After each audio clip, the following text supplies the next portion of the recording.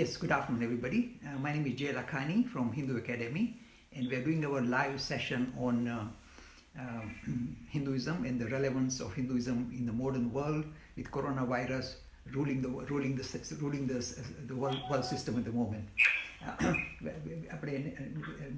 Manishbhai, I will ask. Manishbhai, I'll ask you the first question. Can you please ask the first question, Manishbhai? Okay, namaste everyone. Welcome to today's show. The first question is from Paul. He says, if Vivekananda knows that the world is Maya, illusion, then why does he bother to help mankind? You see, this Paul has been asking extremely very pointed philosophic questions, and I love that because in fact, Vivekananda would have loved these kind of questions being fired at him. It's a very important, very useful question. I'll give you 2 or 3 different ways of replying to it because you can see the variation. I'll give the example with Adi Shankara. Now, Adi Shankara was telling a king, this world is Maya, it's just illusion, etc., and it's not real. And then the king was listening, he said, okay. And then the king was standing on the balcony, and he suddenly saw little Adi Shankara, a little tiny boy, running, and behind him was a mad elephant chasing him.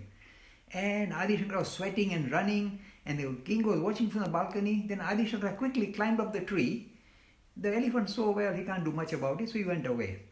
And then after some time, Adi Shankara came down the tree, rubbed his sweat off his brow, and the king was laughing his head off. Said, Adi Shankara, you just told me the whole thing is an illusion, so why did you run? And the reply that came from Adi Shankara is the depth of Advaita Vedanta. He said, oh king, the elephant is an illusion, I am an illusion, and me climbing up the tree is also an illusion. So in order to handle the illusion that we have, we need to kind of participate in the process. This is what he was trying to say. So even though everything is illusion, we have to play a ball with it. That's what he was saying. This is the one reply. But in fact, this reply is perhaps not that dramatic. The reply that comes from Swami Vivekananda is far more dramatic. It says the following. It says, look, my friend, I never said Maya is illusion. That's a wrong interpretation. Oh, we thought it's the main interpretation. No, says Swami Vivekananda. Maya is not the right interpretation of, the illusion is not the right interpretation of the word Maya. And this is what he said. This is very powerful material. He said, we just recognize there's a disjoint between what is and what it appears as. This is not illusion. So in fact, Maya is defined as something that neither exists nor does not exist. So if you say, oh, it's all Maya, but we experience it all the time. So it's something that neither exists nor does not exist. So both negatives. So this is a better way of explaining. It's saying that as we are involved in this world, we have to play a ball with whatever we see around us. Even though this is not what it really is, we have to play a ball with what it appears to be. That is why when I see somebody suffering, I feel I must do something about it, and that's why I help. So it is something in a way to participate in this world that as it appears.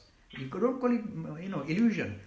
As it appears like this, I have to play ball accordingly. So this is the answer that will come from Swami Vivekananda. But it's a very interesting philosophic challenge. And in fact, I tell you, one of the senior Swamis of the Ramakrishna order told me something which is very cutting. He said, Mr. Lakhani, after Adi Shankara's idea of Maya as illusion, we started having invasion from overseas, outsiders. Because we Hindus thought, well, it's all Maya, so it's all illusion. They come and conquer us and rule us and kill us, so what? So in a way, it produced this negative effect. So this can also happen if you don't interpret or understand your tradition properly. This can also happen. But that doesn't mean the validity of the word Maya is gone. I'll give you another example. You know that there was an Oppenheimer, scientist and Einstein who worked together to produce the first atom bomb, and they both felt terrible about it. And the rest of their life they were trying to stop atomic energy spreading, atomic weapons spreading in the world. So suppose you say, now you see you should have perhaps hidden atomic energy from mankind because it's creating Hiroshima, Nagasaki. That is not right. The validity of that particular project is real. There is atomic energy. So you can't say hide it because it can create a problem for us. You have to recognize it and still live with it. This is the real way of responding to this issue of this world that we live in. Even though it's Maya, we have to play ball with it in the best way we can. So you went on a bit, but it's interesting. And Paul always asks some interesting questions. Vijay, you got something to ask? Yeah, on this question of Maya, currently we have this situation with the coronavirus. To tell people that it too is Maya, it's very tough ask, yes, because people are suffering. So how would you ask them to tackle this issue?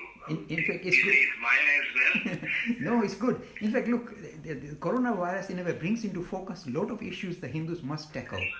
The first one is this. There are lots of these kind of religious personalities. I don't like to name and shame anybody. That's not my job. Who go around saying, we can use Ayurvedic medicine and yogic therapy and look at the astrological charts, etc., to resolve the issue of this virus.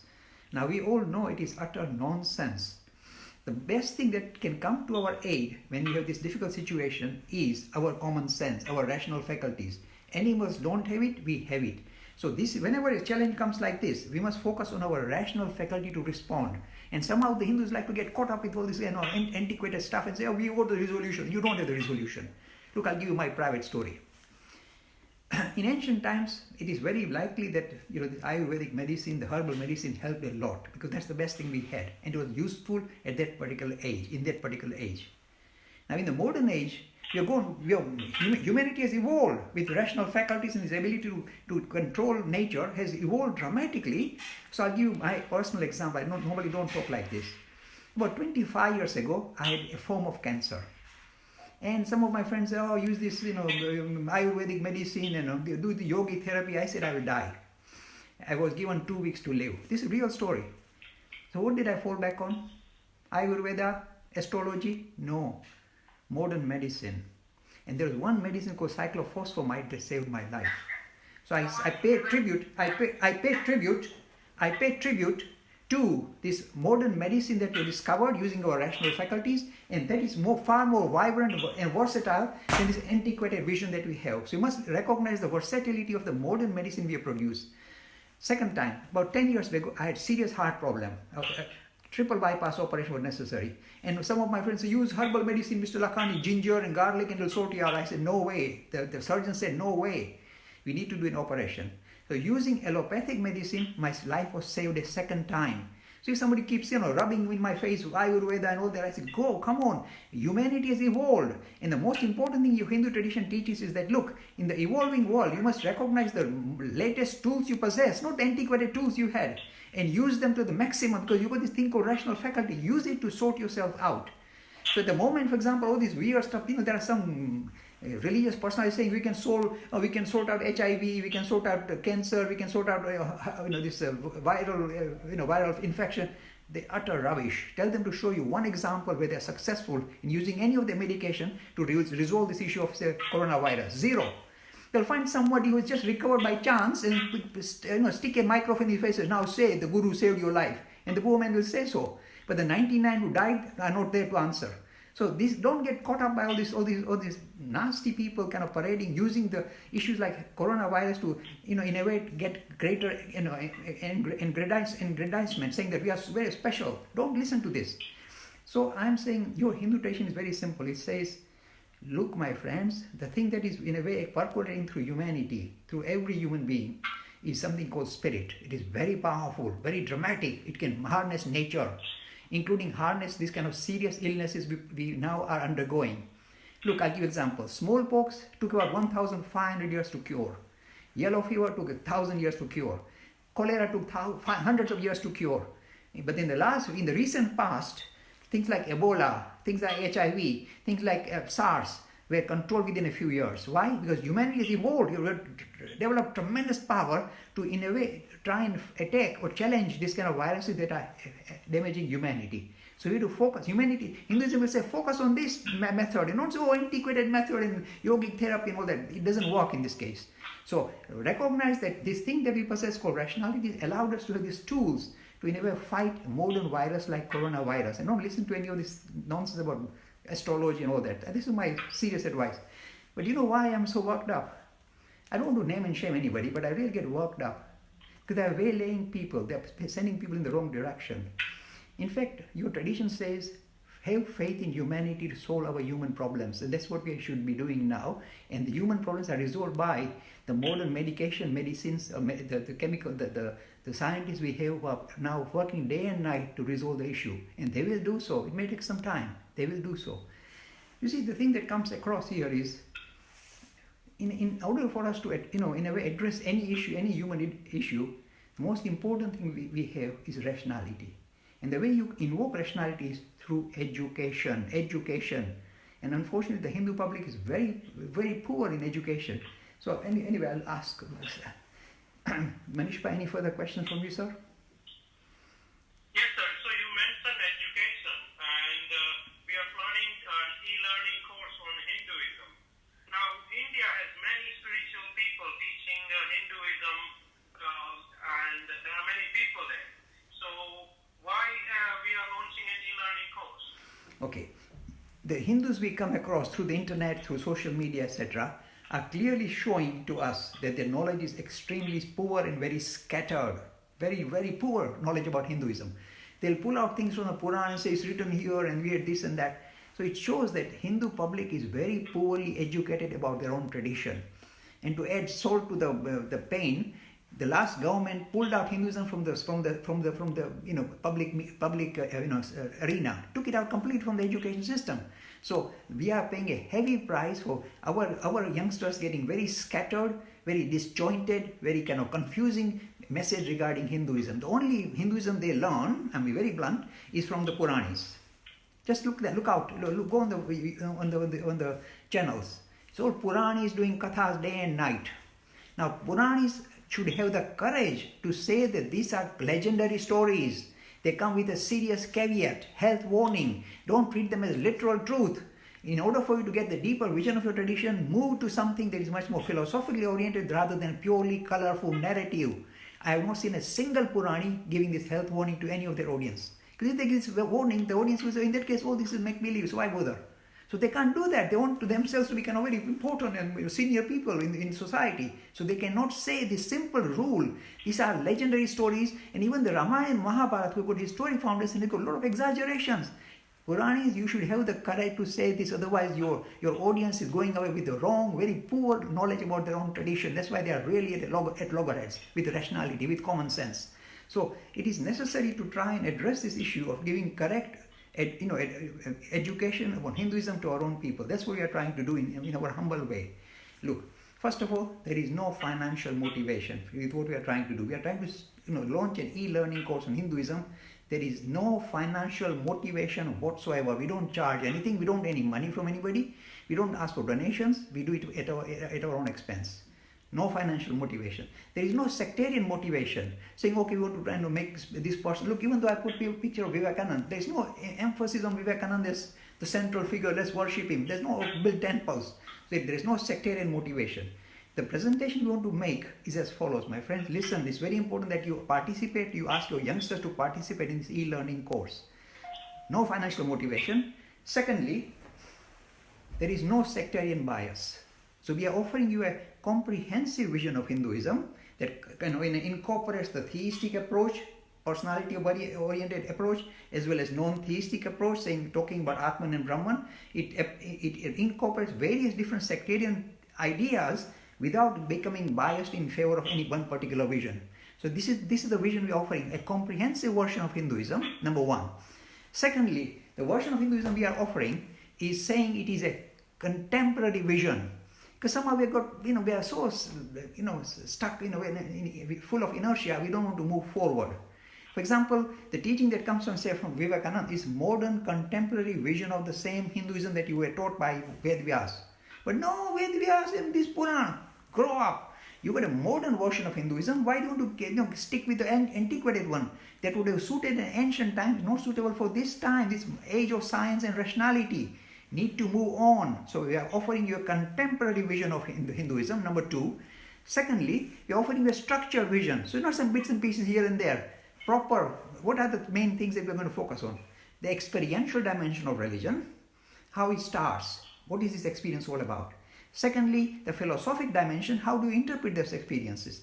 Third, the narrative dimension, the need for some kind of colorful narrative, even to deal with Vivekananda, to kind of present the ideas in a very story-like format, narrative dimension. Fourth is the ritual dimension, what rituals you need to do, how you should incorporate them, and what are the purposes behind your ritual. You must explain why, not just carry on, because your forefathers were doing it. The ritual dimension, and more important, the ethical dimension. How do these teachings in a way relate to the way you lead your life with other human beings? And finally, the social and the cultural dimension. These are very important dimensions to religion, because in a way, a lot of wonderful ideas can get compromised by society. Like the hereditary caste system is a compromise by society of a very powerful idea from the Purushukta. So we are offering you a very structured, very comprehensive, a very comprehensible, means sensible, and if you like, very structured vision of your tradition. So please subscribe to this particular e-learning course, or ask your youngster to subscribe. We may do 20-25 sessions, and this will in a way make sure that your youngsters have proper structured, solid knowledge of their tradition, so they don't get pushed about by all these nasty personalities on the scene at the moment.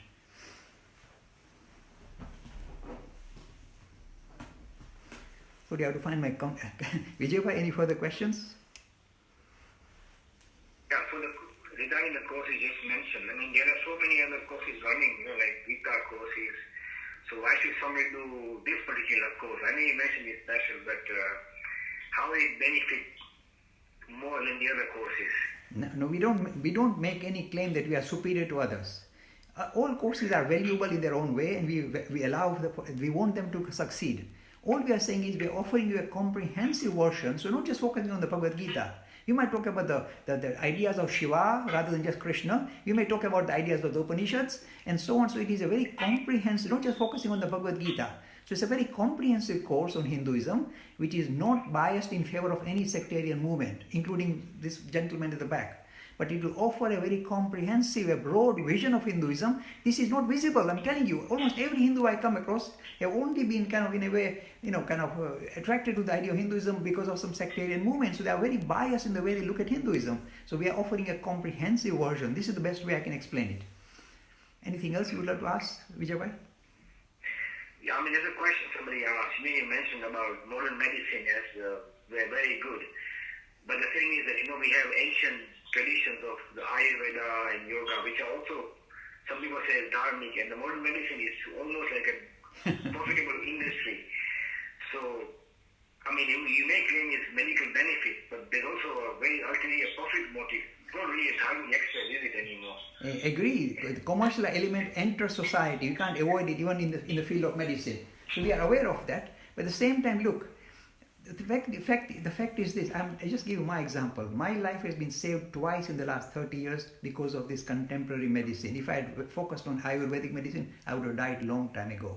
So I'm giving you my personal example that even though Ayurvedic medicine have been very useful perhaps in ancient times, in modern times we need to move on to this more, latest medicine which can save our lives. And it has increased the lifespan of humanity by literally, doubling it in the last 100 years. So we must pay tribute to it. The fact that it has been hijacked by commercial elements, we can't avoid it. The world is like that. So we just play ball with it, even though it is in a way strongly hijacked by the commercial elements. We understand. But just focusing on Ayurveda, I'll just give you an example.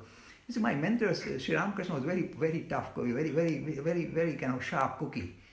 He said something very interesting. He said, in the ancient days, you went to the Vaid and get the churna. They kind of mess up some, massage some herbs and give it to you in a padiki and say, you swallow it, you'll be fine. He said, now, these are his words, we live in a world where you go for fever mixture. And he couldn't pronounce it, fever mixture, he said, you go need. So this is the idea that we need to evolve with the times and use the latest medicine rather than just get carried away by the antique medicines that we used to be very useful in ancient times. I lost Manish Bhai, let me get him back. Manish Bhai, any questions from you, sir? Yes, coming back to the course, sir. Why e-learning course? Why not face-to-face course and running in different countries, with a lot of locations? And what will be what is so special about this course? Okay, first of all, this is what it will teach.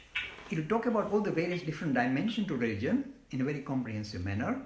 It will take on, if you like, more contemporary vision, offer a more contemporary vision of Hinduism rather than antiquated vision. These are the speciality. Now, the course is as follows. We are going to launch a website where anybody can go, enter their details, and become, if you like, participate in the course. There is no fee, by the way. And then what we do is we send out regular clips, short clips of 20 minutes each, offering different ideas about Hinduism, comprehensive vision of Hinduism. We'll promote that. We also have a huge amount of material that is incorporated in this particular textbook. This book is called Hinduism for Schools, and this book was very popular in the United Kingdom for teaching Hinduism. It is very powerful. So we are going to make this as a part of the resource. So this book is very comprehensive. It offers comprehensive vision of Hinduism, and we are going to turn it into an e-learning book and give it free of charge as part of the resource. So this is kind of very detailed material on Hinduism. This book has been used by UK schools for about 15-20 years. But now it's time to turn this book into an e-learning book, so this will become part of the resource. We also have a lot of resource on our YouTube channel focusing on separate issues, such as reincarnation or karma, law of karma, etc. So we will try and in a way incorporate URL links to some of these video clips that the student can use to learn. It's not just learning. The idea is to test you and to try and give you accreditation. So what we are doing is, our Vijay Bhai, who is here, is the main teacher. So what we will do is this. He will send you notes with every session. He sends out notes to you. Not only notes, he will also send you a test. So you sit for the test, see how much you learned, reply to the test, and he will mark it. So we will try and see how we mark the course, and then after a period of say about a month or so, we will add up all the marks and give you a certificate issued by Hindu Academy. That's the first one. But then we say Hindu Academy is just a Hindu body. We prefer to have an academic body giving out such certificate.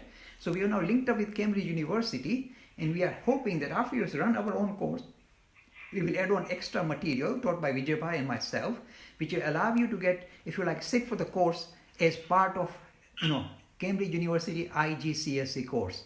So then you can sit for the exams, written exams in your own town, in your own center, because Cambridge University has got approved centers throughout the world. So you can go to one of these centers and sit for the exams, and it's not us. Cambridge board will give you the accreditation, and you can get even 100% marks. So this is our idea. Start with our own Hindu Academy certification and then progress further to a certification from Cambridge University board. So this is the progress we want to take on. You see, we are sincere about our approach in teaching Hinduism. So not just Hindu Academy and we give you a certificate. We will take it forward and ask Cambridge board to now, in a way, see if they can give accreditation as well. So it's a long-term. Well, within a few months, I think we can finish the course. And the reason is this: I'm very keen that Hindus worldwide, not just in India, Hindus worldwide learn their own religion in a very structured and sensible manner, which makes them feel very strong about the tradition. You see, the thing at the moment that makes Hindu bit weak is that they think their religion is the weakest part of their tradition. Because there's some of this, weird, this elephant head goat and all this, so many goats and all this. This is a weird religion. They think it's their weakness in their whole culture. To the contrary, after they've done this course, I promise you this has happened to us. The youngsters who go through the course feel that the most important thing they possess now is their Hindu tradition. So they feel very powerful about themselves because they understood their religion in a very structured, sensible manner. That's what we are trying to promote. Did you have any further question for me, sir? Yeah, actually one question I have. Some viewers feel that actually you really don't like Ayurveda and yoga. And can you clarify that? Because they're saying that a lot of people benefit from the Ayurveda and yoga system. Sure. Okay, let me be very clear. I'm not here to vilify our ancient system of, health medicine like Ayurveda. Yes, we understand. But please recognize the role and relevance and limitation of what we have. There's always a limitation to everything. Even if I'm teaching something, it may have a limitation. Maybe after 10 years, the limits are reached and we need to outgrow those limits. In the same way, ancient medicine we had like Ayurveda, yoga, there's nothing wrong. The world has adopted them already. They're using yoga all over the world. So it has got certain values like health benefits, etc. And Ayurveda has a health benefit as well. I'm not just knocking it down simply for the sake of knocking it down, but I'm telling the Hindus to grow up. The way you handle the coronavirus is not going to be Ayurvedic or yogic therapy. It's going to be a vaccination that's produced by the scientific community. So recognize this and play along with it. What's wrong with it? We are a living, evolving religion. What was useful thousands of years ago sometimes is not useful now. We need to move on. That ability to move on and not be stodgy and stuck in inertia is an important aspect of our teaching of Hinduism. Vijay Bhai? Sorry, I got worked up. No, it's good to see your views on that. No, thank you. Okay, then we have some other questions. Yeah, one question we have quite interesting is that a lot of people have a lot of devotion and faith in God, yes?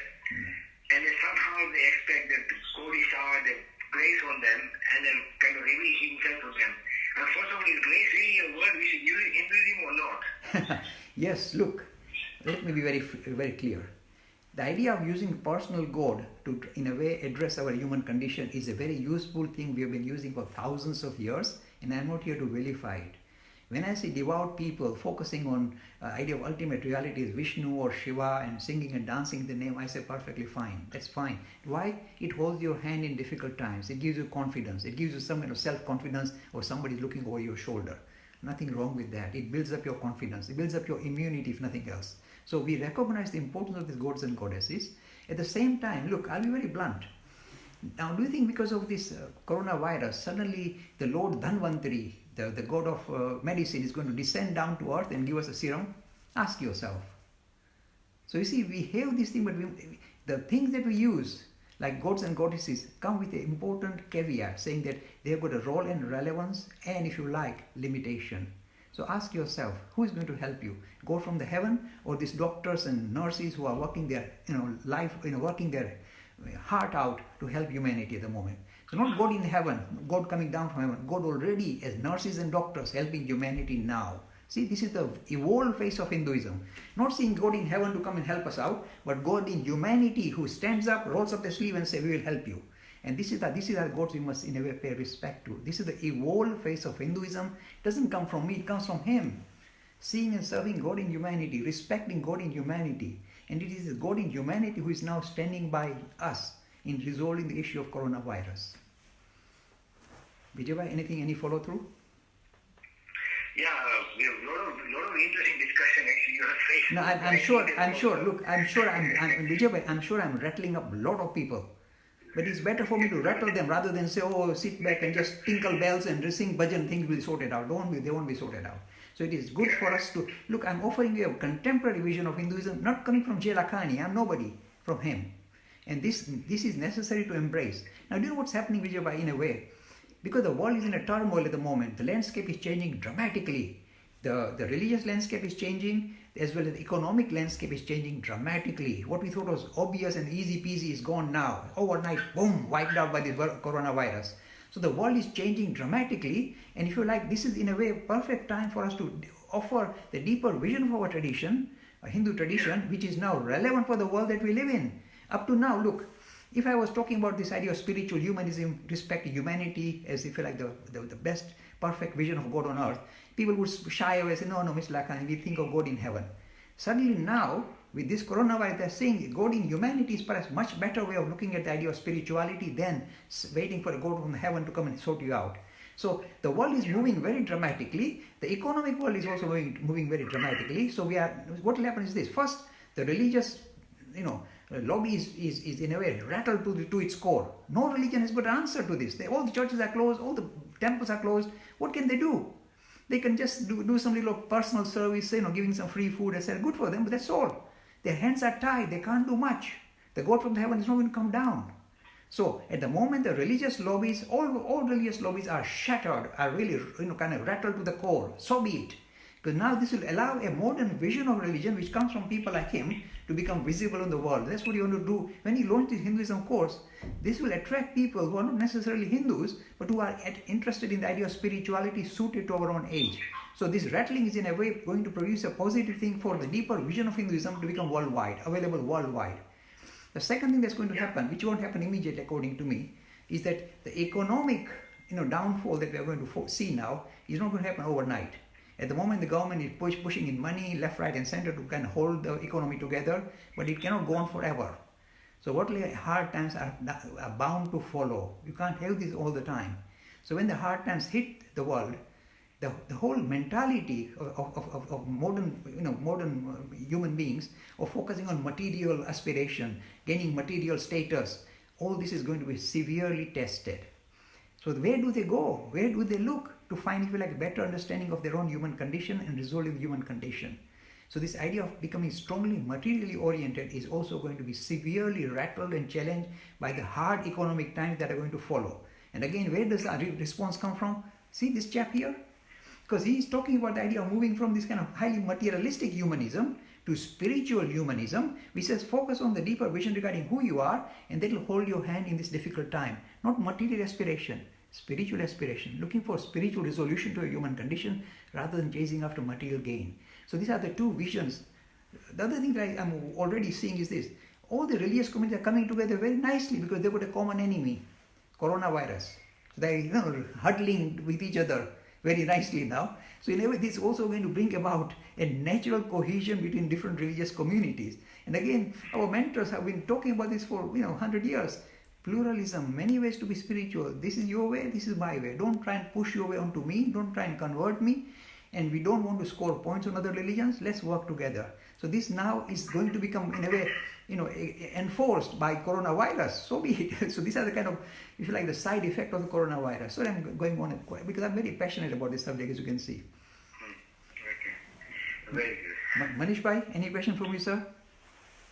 Yes, sir. So, before this time of coronavirus, people were very focused on money and, leaving money to their children, all focused on commercial aspect more. The whole world was more commercially motivated. And now we are seeing that when it comes to crunch, the money is not that useful. So what is the best thing we could leave to our children? Yes, a spiritual inheritance. This is the short answer, spiritual inheritance.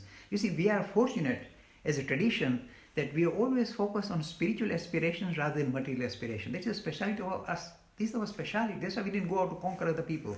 So this has been our speciality. So this is the time for us to now focus our attention on our speciality, spiritual aspiration rather than material aspiration. What humanity is doing up to now, nothing wrong. This is how human beings behave. They behave like kind of more intelligent animals, but still animalistic. So human beings have been just focusing on their material needs because this seems to be the resolution of the human condition, fulfilling desires, chasing after more desires, healthy life, and eating this, drinking this, going on cruises. This seems to be the way they want to operate. It seemed to be doing very well, and suddenly from nowhere comes this little pesky little virus called coronavirus and say, stop, everything stop. No cruises, no traveling by air, everything stop. So this little coronavirus is really, in a way, setting the world alight, saying that this highly materialistic aspiration can no longer be tolerated. So people say, then what do we do? This is what's happening with the lockdown. People don't know what to do with their lives. So our tradition has been saying, rather than look for resolution to the human condition in the material world, focus on the inner world, your real nature. What is our true nature? If we can pass on this kind of spiritual inheritance we already possess to our children, we would have done them far greater good than leaving them money. They will have just squandered the money, wasted the money. But this kind of spiritual aspiration we have, if we can in a way, make sure that our youngsters kind of gain access to it, then you would have done good service to our youngsters. And that's what I'm hoping will happen. Vijaypai, I'm sure you got some more pointed questions, sir. Yeah, it's very, very nice, interesting debate on YouTube. One question, you mentioned about the Puran, yes? There are still many people who feel the Puran has got a lot of literal truths in there that you are not accepting. One thing I will mention also is creation. There's so many creation stories, Nasadya Sutta, Pushutta, in the Puran, you have the idea of first man, Manu. Do you think they're all myths? Or are there really some truth to it? Okay, as I said, today I'm going to rattle a lot of our traditional Hindus. I don't mind. My mentor used to do that all the time and struggle because they would not let him get through. That's why he's not well known even now. So that's nothing new. I am going to rattle the traditionalist. Look, Purans are legendary stories. They have a lot of important things. For example, they in a way infuse ideas of morality, courage, adventure, being good-hearted, ethics, etc., using colorful narratives. Anything wrong with that? No. But you see, suppose I go to a youngster, he says, I can learn the same thing from Star Wars. I don't need to read the Puran. Do I say no? You must read Puran? He was got a better mythology. Modern mythology can fall back on to learn about adventure, ethics, morality. All these things are visible now in modern mythology. There's nothing wrong. But if you start turning the mythology as literal truth, and this is what I really dislike the Puran is for. I have not heard a single Purani has the courage to tell his audience, look, this is called Purana, legendary story. So don't treat them as literal truth. Learn from it, use it for a lot of interesting issues that are visible in the Puranic stories, but don't treat them as literal truth, otherwise you're in trouble with rationalists, with the scientists, especially say the creation story. Now all the Puranic stories will have different creation stories. If you are Vaishnavite, you say from Vishnu's belly button comes a lotus and there's Brahma and Vishnu says create and Brahma creates. It's all right. Now, do you think this will stand up to a scientific kind of inquisition? Can this stand up to a scientific inquiry? Or all the other kind of Puranic stories offering different versions of how the world was created, etc. Do you think they will stand up with evolutionary theory, etc.? Answer is no. Full stop, no. The only philosophic vision we have of creation comes from the Nasadiya Sukta of the Rig Veda, which says, it talks about a spontaneous creation, which fits well with the modern cosmological model of the universe. So fall back on this kind of more philosophic version rather than a Puranic version of your tradition. But our youngsters have not given any exposure to the philosophic depth of their tradition. Just external narratives, just wallowing in sentimentality, sing bhajan katha, and they have not been allowed to grow out of it. And I have to blame the Puranis. They should have the courage to say, these are Puran, watch it. This is if you like, the kindergarten of your tradition. Don't treat it as the ultimate goal. Ultimate goal is the more deeper vision that comes from the Upanishads and also from the Vedic scriptures. So go back to your scriptures, go back to your philosophic dimension, then you are safe. No Purani has said it. And I feel very upset by this, because you see, they are the champions of Hinduism, and they should have the courage to be very honest and say, look, we are Puranis. You want deeper vision? Go to this guy. They should have that courage, but they can't, because then they lose their importance. They can't allow that, can they? So this is the reason why I'm very rough. But I'll take on more questions. Vijay, anything else from you, sir? Yeah, there is one interesting comment here. It's just for you, actually. As you mentioned today about your stories about your health, someone's really concerned about your health, and they recommend you drink a lot of turmeric water. Look, my friend, because you love me and you are really mean well for me, I will take note of your comments. It's true, turmeric has got a lot of benefits. My wife drinks it every day, so I'm fully aware. But I struggle with the taste. But the thing is, look, anybody who's got serious love for what I stand for, the work that I do, I really appreciate and I thank them for it. I'm not here to rattle you just for the sake of rattling you. I feel that it is necessary for somebody like me to stand up and give you a deeper vision about your tradition and make you move on from this legendary to the more philosophic vision of your tradition, so it will hold your hand. These legendary stories won't hold your hand. Go on, try and talk to any rationalist, a person of another religion or person of no religion. He'll laugh you away. He'll say, go away. So we need this modern vision, and this is what we are trying to promote, not trying to just rattle for the sake of rattling. In fact, that's why I will not mention any names of any Puranis or any of these kind of gurus in the Indian system. I feel like naming and shaming them, but I'm not doing that. Yeah, one interesting question we have is very interesting actually. There's so many people, somehow they think that the Advaita Vedanta, the idea of focus on the spiritual humanist idea, is a very new idea. And I think a lot of people, because of thousands of university code, they forgot the idea of Brahmanism. Can you explain a bit more on that, clarify the role of readers? Because they somehow think it's a very new concept, Advaita Vedanta. Yeah. Look, just as we had a question from Paul, he keeps asking very pointed questions and good ones, and I always try and respond. You see, Advaita Vedanta is not new at all. It is as ancient as the Vedas. In fact, the earliest kind of interpretation of the Vedic or the Upanishadic teaching was Vedanta, and the height of Vedanta was Advaita Vedanta. That was, in a way, especially, that's what Adi Shankara focused on to revive Hinduism, because Hinduism was in trouble. Now, what is Advaita Vedanta? Look, this is what let me put it in a nutshell. You see, for human beings to come to terms with their own human condition and to resolve it, because we have some issues in ourselves, saying, I've got desires, unfulfilled, frustrated, I want to sort myself out. This is the human condition that we face, and we want to resolve it.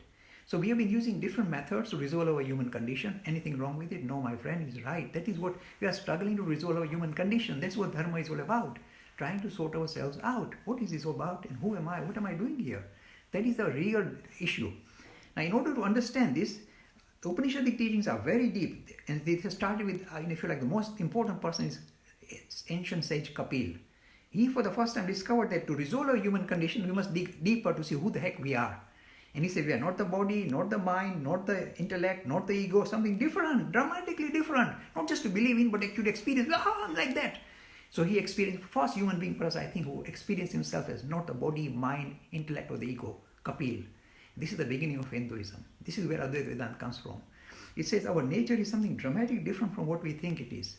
The thing that we are kind of fixated on, the body, the mind, the intellect, is, if you like, an external garment, external layers we possess, we have kind of acquired. That is not our true nature.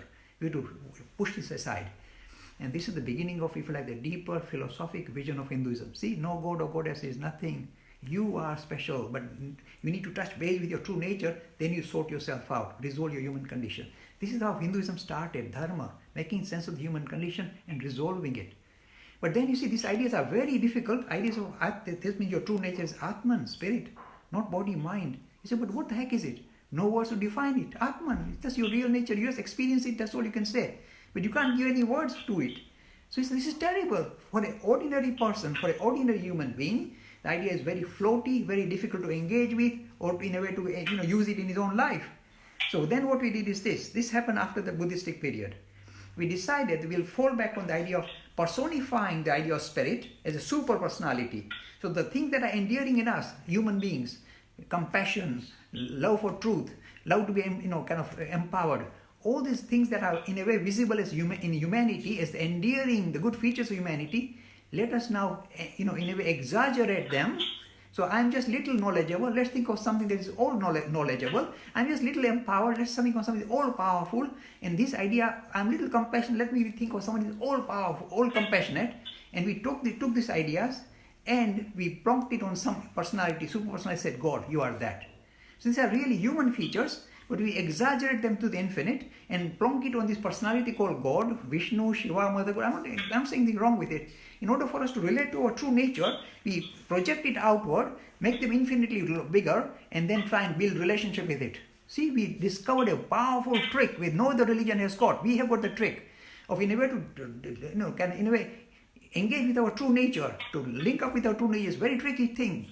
Unless you are Sage Kapil, it's very tricky. So what we do is we focus on the endearing feature of humanity, exaggerate them, plonk it on this super personality called God, and then build relationship with this God. Try and become like Him, go near to Him through worship and devotion. No other religion has got this power. We have got this power.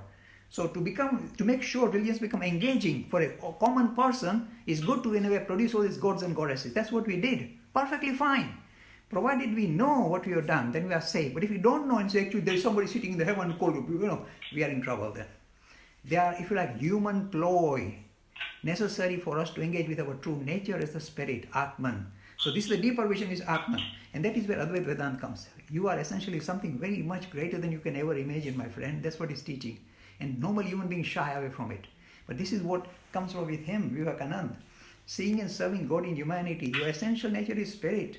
But in order for you to relate to it, you have to create all these gods and goddesses and build relationship with gods and goddesses through worship and devotion and visiting temples and cracking coconuts and on pilgrimage. Nothing wrong. You are trying to, in a way, engage with your true nature. And that is a very subtle thing. And the only way you can do it is by projecting it outward and building relationship with it. Other religions don't have it. So we don't vilify it. We recognize them for what they are. Then we can play with it and live with them. That's the idea. Sorry, I went on because I love this subject. Vijay, anything else? Yeah, we have quite a few questions on the course itself. Yeah. The thing also exactly how the course will be conducted. Is it online? It will be via online email posting? How are you going to actually conduct the course? Okay, I'll be very honest. We're just discussing this within our group. And our Nishit Bhai is the next champion in setting up e-learning course. So he's at the moment working with Jaishank, our main editor. And two of them are sitting together day and night at the moment trying to set up an e-learning course which will come on our hindu-academy.com website. It will be launched on there after about a week or 10 days. And this course will be as follows. It will give you this kind of free resources like this e-learning book, etc. And a lot of links with the various video clips focusing on various issues that we are going to develop. But then the course is very structured. So we are going to give you, if you like, 10 modules. So it will start with the historicity of Hinduism, what's the background, what is the proof, etc. It will also talk about the founders. It will talk about the word dharma, etc. It will talk about the symbols of Hinduism, and it will move on. Then it will talk about the main beliefs of Hinduism like reincarnation and law of karma. Then it will move on the idea of regarding how we can relate to our true nature, the Atman and Brahman. So it will focus on that, and slowly the ritual dimension as well as the ethical and moral dimension. What about euthanasia, abortion? It will go touch on all these issues and move on, including the social and cultural dimension that in a way sometimes overshadows the deeper vision of Hinduism. We can invoke that as well. So this will be a course, 10-module course. And what will happen is we'll try and send out 1 or 2 clips per week, no more. And these clips will have a lot of information plus notes going with it, with Vijay Bhai here is going to send out. And the notes will in a way give you this kind of literal material, kind of written material that you can focus on. And then Vijay Bhai will also send you tests on a regular basis that you sit for the test and send the results back to us, and he'll mark it for us. So we start giving you accreditation. So this is how it will run. It is very much at the early stages, so that's why we're not still launched it. We're just talking about it, but it will launch in short time because we want to make sure that during this, this serious lockdown, the Hindu youngsters take advantage of this lockdown to learn Hinduism in a structured manner. But it will take a few days, perhaps 1 or 2 weeks to be launched. Vijay, anything else? No, I think that's clarifying on the course. Just some other general questions we have. One question we have is, somebody is quite keen to understand the idea of free will. Is there really anything called free will as such? Because it's a very confusing eternal question, yeah? Yeah. Look, in fact, the question of free will and the first thing that we issued in the early part of this session was the idea of Maya. Now you see, free will is a very, very worrying thing because we believe in law of causality, cause and effect. Everything kind of happens in a particular sequence. That's called law of karma, law of cause and effect. So if even my thinking process has been fashioned, chiseled by the way I've been brought up, my material frame, etc., my mental frame, my intellect. So if everything has been chiseled, where is free will? Because it's all like clockwork, like cogwheels going. So how can I say there's a free will here? So what's going on? It's a very serious issue, and all religions struggle with it. And Hinduism also has got but the only resolution lies with Advaita. That's the only place where you can find resolution to the idea of free will. The resolution is as follows. He says the following: look, my friend, the real search we have is to, in a way, break free from all bondages we have. We've got a lot of bondages. Physical bondage, I'm locked in this body, which is kind of struggling with all kinds of illnesses. I'm locked into this mind, which is also limited with the way it can interact, react. With intellect, which has got a limited locus of operation. So I'm in a way shackled with this mind and body and the intellect and the ego. I'm shackled. The idea of Vedanta is this: to break free from all shackles. Freedom is the aim of Hindu life. Freedom from all shackles, everything, even intellectual shackles.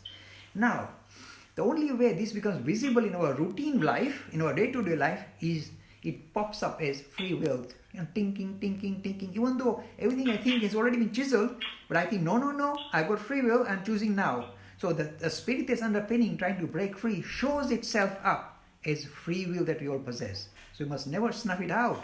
In a way, that is a sign that we are a spiritual being, not a material being. So if you like this thing, this blinking in almost every second of time saying, I've got free will, that is the sign of the spirit that underpins you. All the externals are already bound, locked up. But the thing that's kind of not prepared to be bound is the thing we call free will. I hope it's not easy to explain, but this is the best I can do. Vijay, anything else? Any follow through? No, sorry, Manish Bhai. Go on, Manish Bhai. Yes, we had a question from Deepak Prakash from YouTube, and he was quoting saying that some scholars like John Maneer, they're saying the Purush Sukta was added later in Rig Veda, and they're saying why not just reject the Varna system and caste system outright rather than try to justify it. Okay, let me touch on this. It's important. First of all, a lot of conspiracy theories are around saying that this was added on. I'm sure that in the Puranic material, a lot of things have been added on recently, like the Bhavishya Puran. When I read this, are they serious? What are they on about? So we know a lot of additions, a lot of things have been conspired. Regarding Purush Sukta, I don't think there's any this is my personal opinion. I don't think there's any conspiracy at all. But the Purush Sukta has not been properly understood. This is what it says. Look, it says just as different parts of the body have certain speciality, and they all work together for the betterment of the greater body. And that is the idea of Purush. All different parts, ears, eyes, nose, etc., they fulfill different functions, but they work together for the benefit of the greater body. So they say in the same way, in society, different people with different skills should use their skills to the maximum for the benefit of the greater society. It's a simple idea of division of labor based on your ability, skill. That is the idea of Purush Sukta, very clean cut. I don't think we should reject it. In the modern society, use it. Every modern society uses it. They start streaming youngsters based on their ability and their age, to what profession or what particular study they should take on. This is more visible in the whole world today. Purush Sukta is visible in the world. Stream youngsters based on their ability. Full stop. That's all Purush Sukta says. It doesn't say eye is better than the hand. It doesn't talk like that, but people like to interpret it like that. But it's not so. There's no hierarchy. In fact, every part of the body is important as any other part. So this is a real deeper vision of Purush Sukta. And another thing that's in Purush Sukta, people don't realize is this. I won't go into that. It's too philosophic. But anyway, so this is not a conspiracy theory. I don't agree with that. If you understand the Purush Sukta in its true sense, there is nothing wrong with it. Every society, modern society, use it to stream the youngster to take on the profession suited to their temperament. That's all it says. Take some more questions, sir. So, go on, sir. Go on, Manish bhai. Go on, Manish bhai. Okay, Vijay bhai. So, I was just saying Yeah, okay. with caste system. Yeah, can I talk to Vijay bhai first? Okay, let's talk to Manish bhai about the caste system. Yes.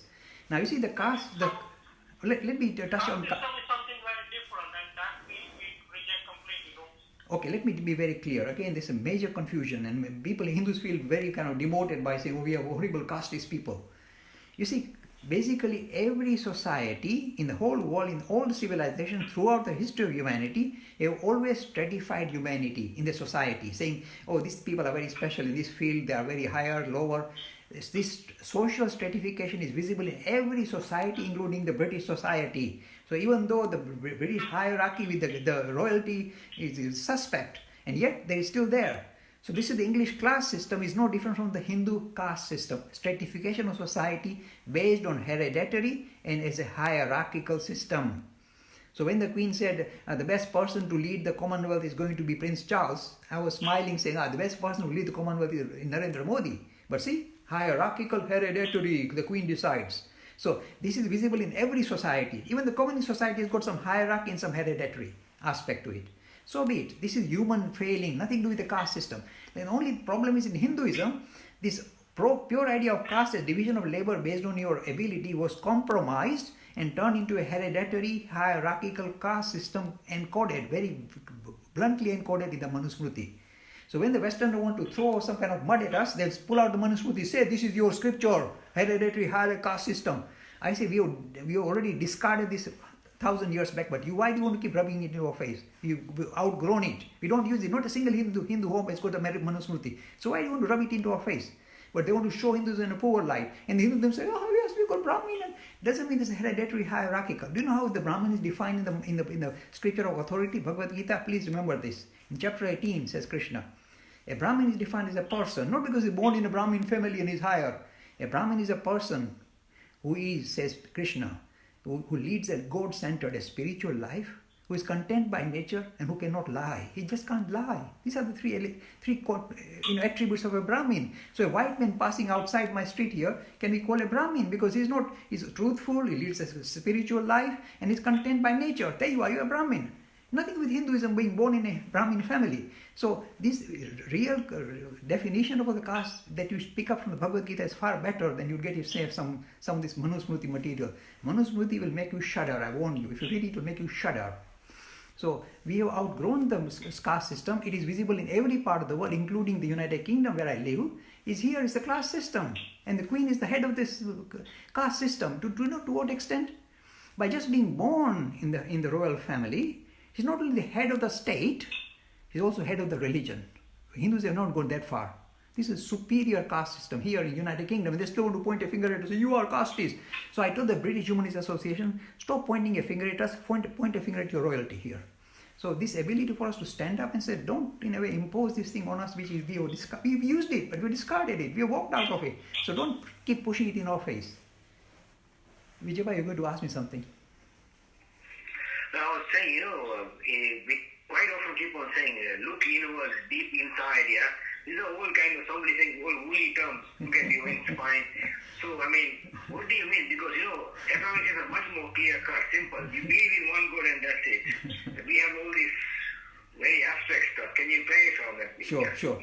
You may think Abrahamic religions have got it easy. They have not got it easy. They are in real trouble, especially now, with this kind of modern science-oriented worldview. They are in real trouble. Because this idea of a God can no longer be tolerated by a science-oriented, rational worldview. No longer tolerable. That is why the churches are abandoned here completely. Because they can't tolerate this idea of a superior personality. They say, what's his address and what the heck? So it falls flat. It doesn't work, especially when it comes to the issue of suffering. And that's why Richard Dawkins became an atheist. He said, if God created the world, He's all-powerful, almighty, single, superior, single person to focus on, then the world He has created is a monstrous world. That means God is a villain.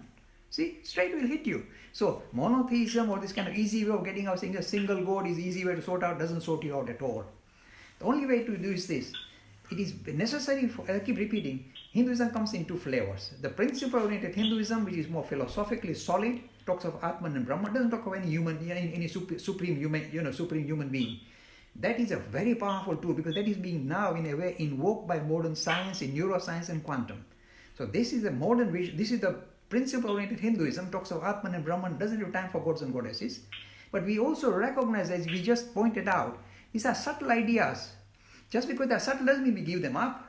We need to kind of, in a way, try and engage with them. So the Hindus have learned the technique of projecting the endearing human features on all the super personalities and worshipping them and building relationship with them, knowing that they are a ploy for us to relate to our true nature. Once you know this is a ploy, you are safe. But at the same time, they will make you go, oh, I can't now worship anybody. But this, in a way, you must recognize it. It's a necessary requirement for Hindus to relate to their principle-oriented tradition by focusing on super personalities to build relationship with. They don't have it. We have it. Their God can't come down and can't have any form. We have got God with form. No problem. We give them human form, superhuman form, and we are in a way far more luckier because we got more tools to play with to engage with our true spiritual nature. Okay, sir. Vijay, any more questions, sir? There's one, there's quite a few actually. I don't think we I'm rattling a lot of people, but so be it. Vijay, if I don't rattle, they are going to be rattled by science itself and rationality. So it's necessary to take the challenge head on, not just for the sake of challenging them, but to see the deeper vision of the tradition and to respect it and value it. That's what I'm trying to do. Sure. I mean, one question we had was, people follow the bhakti mark, yes? I mean, how do you judge whether somebody is a totally blind belief or is a passionate belief? How do you know? I mean, you know people follow bhakti mark to the limit, but how do you distinguish? Yeah, it's good. You see, in fact, I think I will send out a WhatsApp clip yesterday or day before yesterday, just talking about this wallowing in sentimentality. This real story. Ramakrishna with his, very majestic disciple Vivekananda were sitting, and one person came over called Kedar, and he started bhajan, singing song with tears flowing in his eyes, and becoming choked with emotion. And he sang the songs of gods and goddesses, and after some time he left. And this Ramakrishna is a very naughty guy. So he asked Vivekananda, what do you make of this guy? Now Vivekananda is a very sharp cookie. He knows this is just outer showmanship. It's just wallowing in sentiment. Some people like to kind of build themselves up and get into this kind of very kind of worked up state whereby they beat drums and kind of dance, but it is purely superficial showmanship. They have not been affected. The moment they stop singing and singing, they're back to where they were. They're no better. After all this singing and bhajan and all that, when they calm down, they stop this singing and dancing, etc. Look at their lives. Are their lives transformed for the better? Do they become spiritual just because they did this singing and bhajan and all that? Answer is 99% no. That means that is purely a showmanship, purely wallowing in sentimentality. And we Hindus are very good at that. That's why you see all the television channels all the time, bhajan and katha, nothing else going on. Like to wallow in sentimentality. All our soap operas are the same, wallowing in sentimentality, crying. And the only bhav you develop is viraha ras. You're pining for the loved ones, okay, including God. But this particular vision, in a way, restricts us, limits us from what we truly are, a deeper vision about our spiritual inheritance. But look, somebody asked me yesterday, how can you distinguish? I said, look at the lives of Meera, Tukaram, Tulsidas, and Narsi Mehta. You can see that their bhakti was genuine. There was no showmanship, not just attracting audiences. They were just caught up in the love of the ultimate as a personality. And you can judge them when you look at their lives. So don't look at the outer garments they wear. You see on television all the people with all the tika tapka, the whole forehead is covered up with so many marks and so many garlands. Do you think they are in love with God? They are in love with themselves. So I say, watch out. The genuine ones like Meera or Narsi don't have outer garments and they are still in love with God and they sing their hearts out. And they are the genuine bhaktas and they will achieve the target. Their lives are transformed. But the lives of most of these people doing the singing, song and dance, their lives are not transformed. That's the proof of the pudding. Vijay, anything else, sir? So can I first jump in here? Yes, please. We have a question from Utkarsh Chipper who is saying, first of all, same with Meera and Narsi Mehta, they experience God as Krishna. So is that the experience of Brahman as well? Yes, and yes. Utkarsh Chipper is saying how to experience Brahman. Okay, you see, Brahman is a principle you cannot experience. If you turn it into a personality, you can experience it. Brahman is as a principle, the only way you experience it is your true nature. So you become one with Brahman. There's no subject-object divide that I'm experiencing Brahman. That's gone. You become part of Brahman. You experience yourself as Brahman. That is the only experience of Brahman. There's no way, no handle on it. Some majestic personalities like these guys are able to experience this like that. For major human beings, we need this personality-oriented Hinduism. So what did happen with Mira or Narsi Mehta? Or beautiful to explore. You see, the love they have for the ultimate reality, in a way, is transformed and produces a mold. Because if you ask Mira or Narsi Mehta exactly what kind of Krishna did you see, was he wearing the peacock feather, what kind of clothes was he wearing, what color of the clothes, they will give you different answers. So what kind of Krishna was it wearing? What is going on? In a way, the devotee produces a mold. This is how he wants to view Krishna, ultimate reality, or Vishnu or whatever. So the devotee in a way produces a mold. His mind produces a mold. This is how he wants to see. And that mold is filled by Brahman. It's not just make believe, it's real. So Brahman fills the mold that the devotee likes and then plays, interacts with his devotee. And this is the way to interact. Look, my mentor, Sri Ramakrishna, decided he had already Brahma experience. And yet he said, no, I want to turn it into a personality and play with. And not as a male figure, they're boring chaps. It's a female, mother goddess. And he managed, after a lot of hard work, he managed to use this mold of mother goddess and put the Brahman into that figure to play and interact with him. And then they would say, what did mother goddess look like? And different is different. How did they become different? Was she changing clothes? This is Ramakrishna's mold of how you want to view the ultimate reality of mother goddess. They changed the way she appeared in front of him. See, this is the beauty of our tradition. I'll just touch on a little Puranic story, because Purans normally I run away from. There's a lovely story in Puran. This Dhruv, this wonderful devotee of Vishnu, decided to, encounter Vishnu. She was, going on Om Namo Narayan, etc. And then, Om Namo Bhagavate Vasudevaya. And then Vishnu appeared. This is a lovely, colorful story in Puran. And then Vishnu appeared. And then Dhruv looked at Vishnu and said, wonderful, marvelous. I've seen Vishnu now. But then he to ask, this is part of the Puranic story. You see the depth of Puranic story sometimes. So he asked Vishnu, I see you, but why don't your kundar, that you think you wear in earpieces, why don't they move? They seem to be kind of, fixed. They're not moving. Why are they not moving? Asked Dhruv. What a wonderful question to ask God. And the answer that came in the Puranic story by Vishnu is very interesting. He says, my boy, you made me, you make them move. See, this is the deep depth of Hinduism. Brahman will take on the form of the choice of the devotee, depending on the choice of the devotee, and play accordingly. And this is why we see this. Again, suppose this was just Dhruv, very antiquated story. No, I say this is mentor, Ramakrishna, was playing with Mother Goddess day and night. So it's not just make-believe, it can happen in real life. So this is how you, in a way, convert this ultimate principle, Brahman, your true nature, into a personality to come and play with you. Any other questions, sir? Not from me, sir. Vijay? There's one other question I have is that, if some people say that it's easy to understand the idea of Bhakti Yoga, Karma Yoga, and maybe even Raj Yoga, because you see that, how about Jnana Yoga? I mean, intellect is like part of matter, so how does Jnana Yoga work? Jnana Yoga is the most difficult. And the only way, in fact, I'm being very honest, the only way Jnana Yoga will work now in this day and age, as I said, I'm a modern evolved Hindu, is to focus on quantum physics. You'll be surprised. The only way you can relate to Jnana Yoga, which is saying that underpinning this reality is different from what it appears. There's a disjoint between what is and what it appears as. Now you say, how do you explain this in Jnana Yoga? My friend, you need to go to university and study quantum physics. I did it under Sir Roger Penrose, and that has given me inkling into how Jnana Yoga is visible in the findings of modern physics, not in ancient Hindu scriptures, in modern physics, in quantum. This is what quantum is all about. Underpinning to this reality is dramatically different from what it appears. And how there's a permanent disjoint between what is and what it appears as. And that disjoint Hindus have been calling, Vivekananda is calling Maya. And the quantum physicists are saying, we don't know how ultimate reality, the underpinning this reality becomes a material world. Who makes this collapse? What produces this wave of collapse, they call it.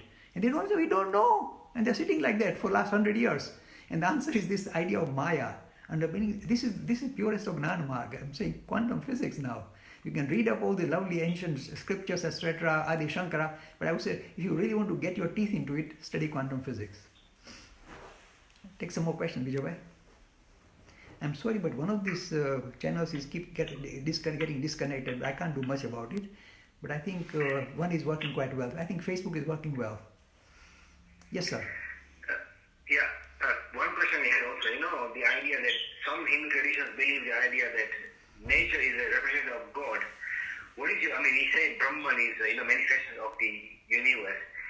So what do we mean by that? Is it really matter? Is it really God or not? Nature. In fact, this is, Richard Dawkins has the habit of hijacking some spiritual people to try and show religion in a poor light. And he, I think, caught hold of somebody called Satish Kumar. And he told Satish Kumar, "Are you saying the rock is conscious?" And poor Satish Kumar didn't know exactly how to reply. So he was kind of mumbling, and he got caught out saying, "Look, he doesn't seem to know what he's talking about." So now what is my response? My response is this. Underpinning this reality is something, a great principle that we call Brahman. And when you try and get a handle on it, some kind of language, some kind of verbal way of capturing, getting a handle on this thing called Brahman, the nearest three words that we have been using in Vedanta are either Satchidanand or Asti Bhati Priya. You say, oh, what's that? Now we are saying the underpinning this reality is of the not consciousness, not existence. It is of nature of existence. It is of the nature of consciousness. It's of the nature of bliss. I say, okay, sounds so very poetic. So what the heck is it? Now this answers your question, consciousness. And this is what Satish Kumar should have told Richard Dawkins, but they didn't know this. Answer is this. It is on the bed of consciousness, existence, that everything bubbles up, kind of appears like bubbling on the bed of consciousness. So it's not consciousness becomes visible when human beings appear and say, oh, I'm conscious. It's already the underpinning to reality. It requires expression, so when humans think, I'm conscious, it begin to percolate through. But it's underpinning to reality. So even the rocks, the physical world we see is nothing but bubbling up on the sea of consciousness. So that is the way to answer. It is not the rock is conscious. The rock is in a way visible in the field of consciousness. See, this is the way you should have answered. And that is visible, that is physics, that is modern neuroscience as well. But that is how we should have responded. So consciousness is not something that becomes visible only when the human beings or living things come on Earth. When there was a Big Bang, there was no conscious being. So still the universe came into being. So what was it? How did it come into being? There's no conscious observer, says quantum physics. Because conscious is already the underpinning. It was not getting expression, but so be it, is still there. And the Big Bang took place in the field, if you like, in the realm of consciousness, in the realm of existence. That sits well with science. Vijay, anything interesting, sir? This again on the same point. Do you feel that religion and science should be separated? Because clearly science is stuck, right? Or do you think they should actually both work toward the same goal? What's your view on that? Good you asked me this. I tell you why. Because I have been pushing very hard in the science lobby that please incorporate the idea of consciousness and quantum as showing a deeper, if you like, deeper dimension to reality. I've been pushing it hard. And they say, go away, Mr. Lakhani, go away. We are ready, very happy with our material way of looking at the world. The world is nothing but matter. This quantum phenomena is some temporary thing, blip. We can't explain, but we'll explain in days to come, so go away. This is how they can push me aside, but so be it. Now what has happened is this. With this major economic downturn that we are about to face, this idea of getting fixated on materialism or material aspiration is now going to be challenged. And science that is very strongly fixated on matter as underpinning to reality. Even now, they can't think outside matter. My own professor, Roger Penrose, cannot think outside matter. He can only explain things in terms of matter. I'll give you an example. He's been writing books on where does consciousness come from. And he said, the microtubules, the skeletons of your neuron cell, they get squeezed and consciousness appears. As if, see, still trying to pull out consciousness from the microtubules from matter. And that falls flat. That doesn't work. So they are still stuck in thinking in purely material terms. I've been having interaction with the British Humanist Association, with the chief philosopher, and I keep telling them, no, there's deeper vision, there's no Mr. Lakhani, I want empirical evidence. I say it can't be empirical because then it's no longer spiritual, then it's material like you. So I can't make it empirical because it is essentially non-empirical. It's called spiritual. They say, no, we only want material. So this material, this fixation on material box, or not looking outside the material box, is now going to be shattered, not by me, but by the whole way the world is interpret its own reality, interpret its own existence, not at a material level, at a deeper level. And that is being, in a way, enforced on the world, but not by Mr. Lakhani or Vivekananda, by the little pesky little fellow called coronavirus. So be it.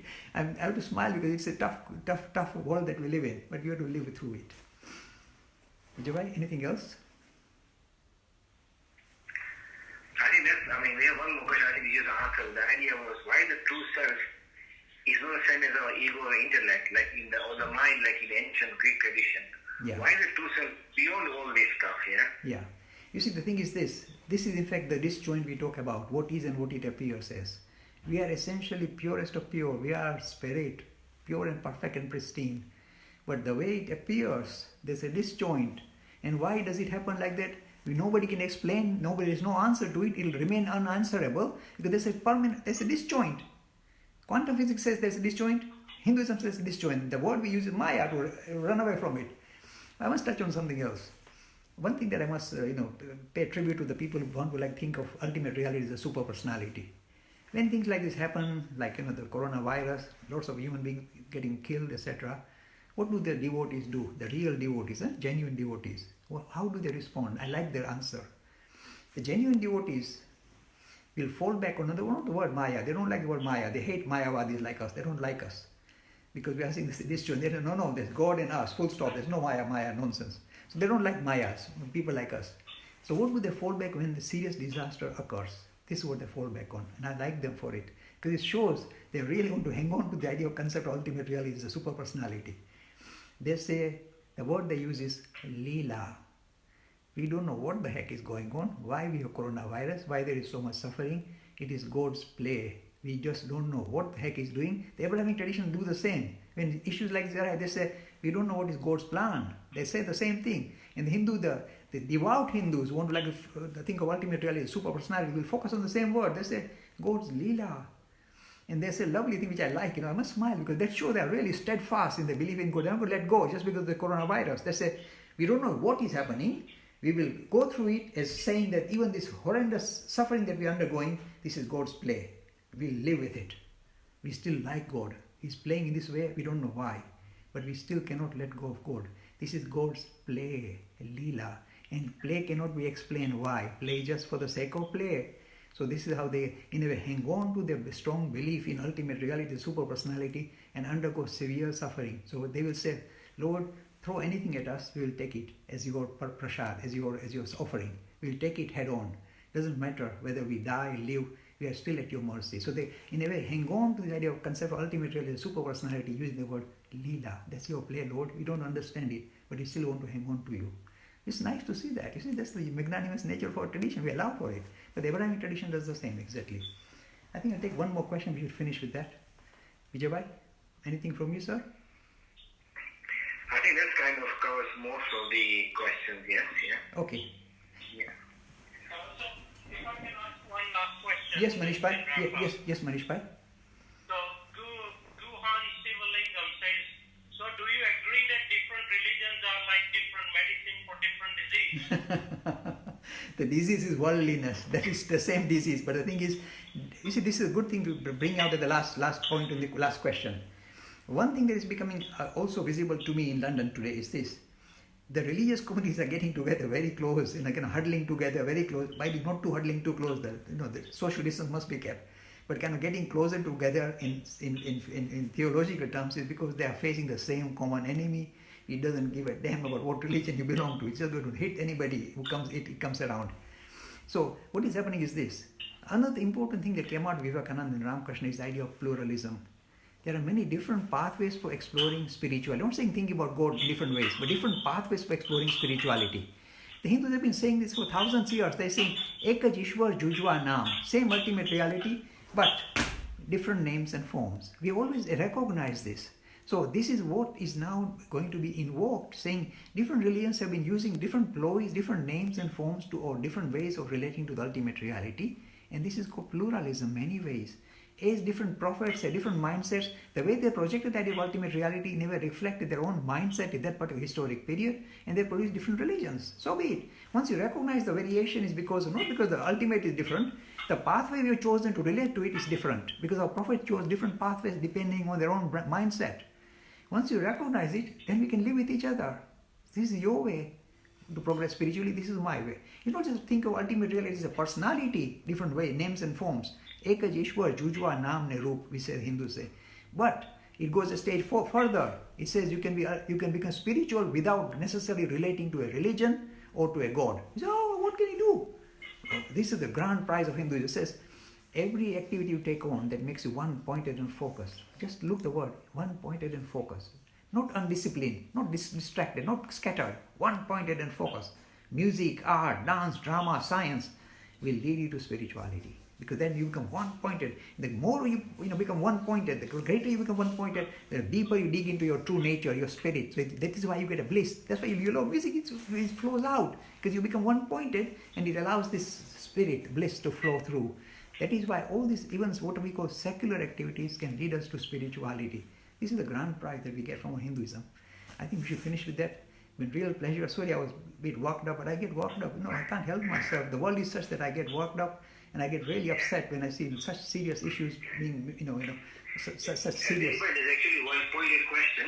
You go on. If you don't mind. Yeah, go on. It's a thing, even I've read this, of course, somebody in the West asked him about God sacrifices, and he said, apparently, why not little blood to complete the picture?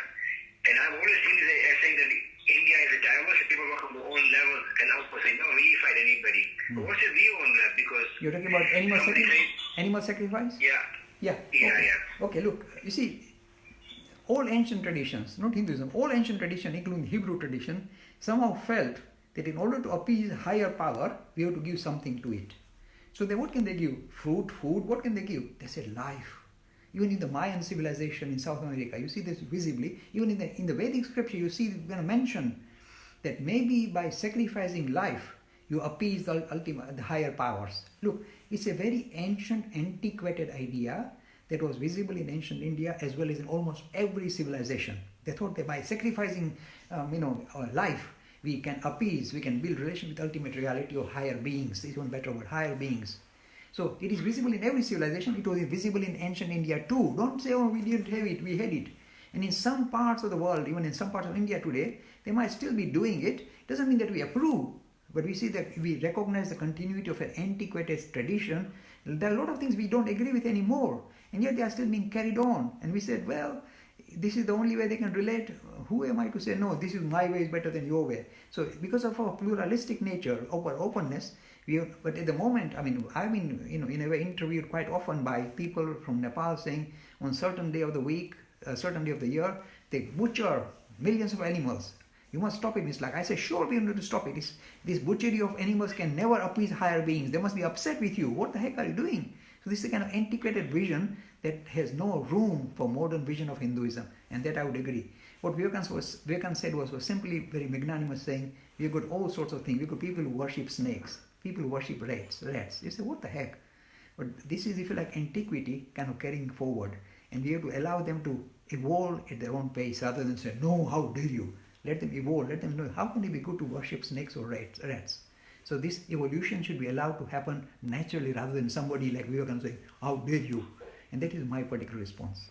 I think we should finish with that, Vijay Bhai. Yeah, thank you so much. Yeah. Thanks. Okay.